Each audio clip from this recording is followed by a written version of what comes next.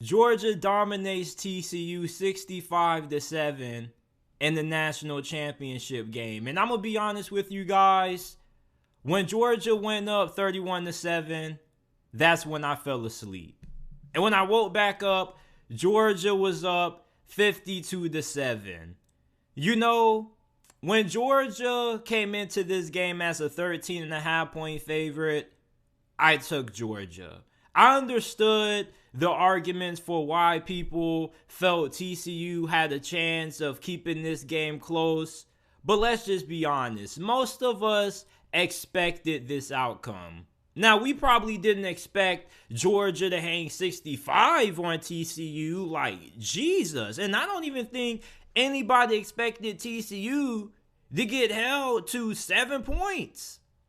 I mean, if you expected Georgia to win by a big margin, okay. But to beat a team by, 50 points? I don't think anybody saw this coming. And, you know, for the people out there who think that TCU didn't deserve to be in the playoffs because of the result of the national championship, you got to stop. You cannot base who deserves to be in the college football playoffs based off the results. Okay, the best teams don't always make it to the Super Bowl. The best teams don't always win the Super Bowl. Not every national championship game is going to be competitive. You have the best teams in college football and still have blowouts in the national championship game. There have been Super Bowls that we thought were going to be classics that ended up being blowouts. You remember that Super Bowl that had the stout Seattle Seahawks defense versus Peyton Manning and that Broncos offense? We thought that was going to be one of the greatest Super Bowls of all time because you have arguably one of the best offenses in the history of the NFL that year, led by Peyton Manning, Julius Thomas, Demaryius Thomas, Emmanuel Sanders. I mean, that Broncos team was loaded versus that Seahawks defense with Richard Sherman, Cam Chancellor, Earl Thomas, and Seattle smoked Denver.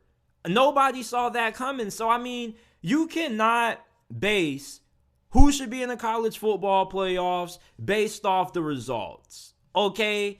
Georgia was the second most talented team coming into this college football season, according to 247 Sports Team Talent Composite Rankings. And as much as people like to yell and scream that recruiting rankings and stars don't matter, newsflash, people, they do. I told you guys when I did my preview and prediction for this game and I picked Georgia, I said that Georgia was going to win this game and I felt they were going to win by a pretty comfortable margin. TCU was walking into something that they weren't prepared for. You can prepare all you want to for Georgia, but you cannot replicate the kind of athletes that you're going to be lining up against when you play Georgia in these championship games, or when you line up and play Georgia on Saturday. Do you not see the kind of demons that Kirby Smart is recruiting on the defensive line for Georgia? Michigan was nothing close to anything that TCU saw this game against Georgia's defense, or just Georgia's offensive line and defensive line in general. It was like boss battles. I was saying this last week. TCU, the best defensive line that they played prior to the college football playoffs was Kansas State. And the games were close, right? The second after that was Michigan. That was the next best defensive line they had faced. And up to that point, they hadn't seen a defensive line like Michigan that not only had a good blend of power and size, but also physicality. And TCU was able to meet expectations or kind of exceed expectations because Michigan, they got out of their game. TCU got up early and Michigan they had to throw the football to get back into it, and they forced Michigan to abandon their identity, which was running the football, and they made Michigan turn into a passing team. And therefore, TCU at that point had the advantage. They made TCU uncomfortable. But Georgia was not like Michigan. And that was the big misconception that a lot of people had going into this game. And I think that was a good reason why there were a small amount of people who felt TCU could have won this game, because they made the misconception that Georgia was just a better version of Michigan. And that wasn't true. Georgia was truly a balanced football team. And I've been trying to tell people this all year. After that Oregon game, I was like, okay, Georgia is legit. And after they smoked Tennessee, I saw Georgia for what they were. Michigan was a good football team, but you could not compare that Michigan team to this year's Georgia team. Their defensive line, the athletes that they're recruiting on the interior are just different. These are some of the most physically talented athletes in the nation that Georgia's recruiting on the defensive line and the offensive line. I mean, they have guys such as Jordan Davis, who was 330 pounds, running a 4.8 something in a 40-yard dash. You have Jalen Himothy Carter, who's 300 pounds and is a freak. The dude moves like he's 220 pounds. Like, the kind of athletes that Georgia had up front, TCU could not prepare for. These are kind of your 1% athletes. Georgia is now getting to that point where you look at them and you say, oh, yeah, like that defensive lineman right there, that's a Georgia kind of defensive lineman. Like, TCU was not ready for what they were going to face in this championship game with the size, speed, and athleticism of this Georgia defensive line and offensive line. Now, you might have thought that TCU had a chance if they could get out and win on the perimeter, but their skill group was not as talented as Ohio State's. You see, and I was telling people this, what CJ Stroud did against Georgia's defense in the Peach Bowl was legendary. He had the second best performance ever against a Kirby Smart coach defense at Georgia. You want to know who had the best performance ever against Kirby Smart's defense above CJ Stroud's? Joe Burrow.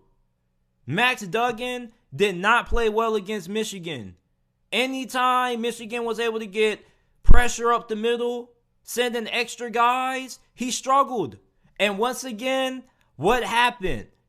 TCU struggled to find consistency in the passing game because they couldn't handle pressure well, and Max Duggan and this wide receiving core couldn't get it done against the secondary of Georgia. Ohio State was the perfect match for Georgia. Essentially, we watched the national championship in the Peach Bowl, and a lot of people said this. Okay, a lot of people said this. But in this game, after Max Duggan threw his second interception, okay, before halftime, you saw the writing on the wall. And even going into this game, most people probably already knew that for TCU to win this game, they were going to have to get the run game going. Now, Kendre Miller wasn't able to play in this game, but even if he did, the outcome wouldn't have changed. You were going to have to try to run the ball on Jalen Carter, and just too much of a physically more talented and a more athletic front.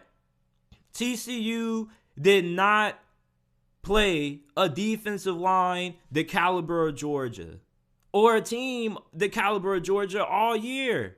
And to be honest with you, they probably never will until they play Georgia, unless they play Georgia again.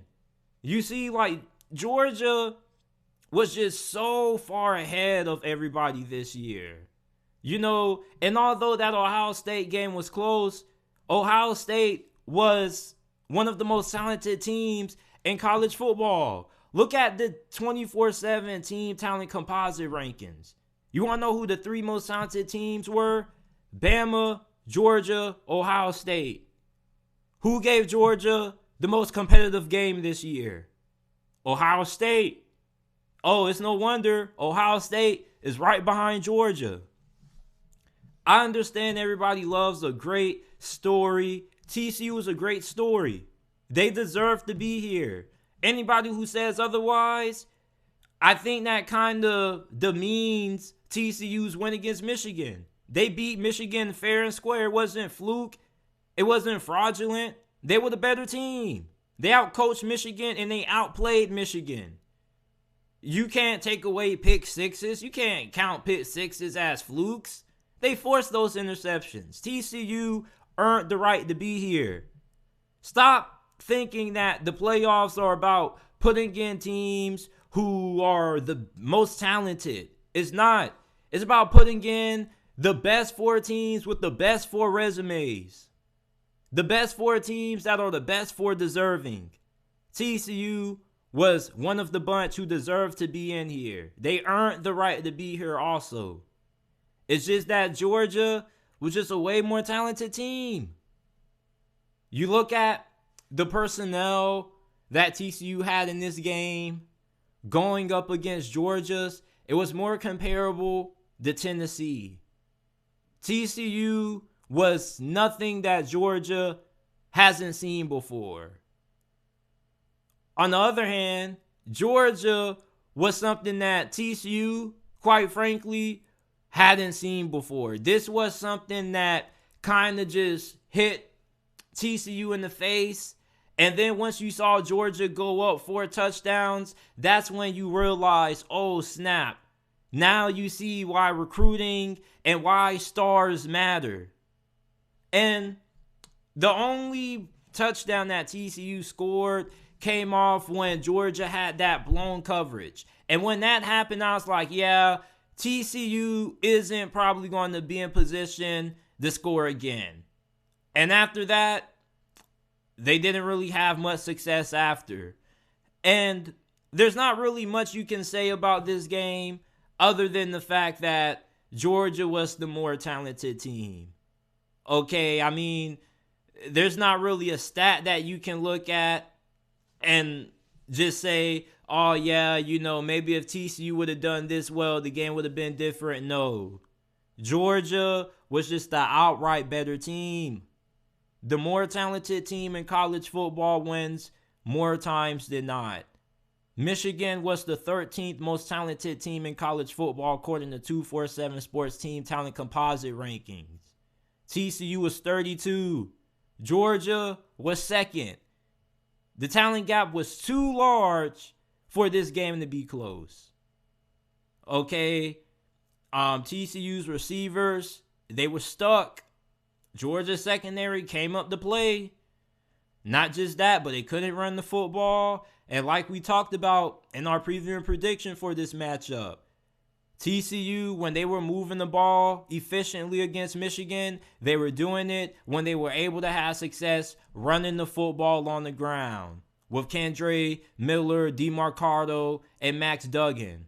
Max Duggan, last week against Michigan, or in the last game against Michigan, he was at his best when he was using his legs. If this game got down to TCU having to get into a air out attack, it wasn't going to favor them. They were going to play right into the hands of Georgia.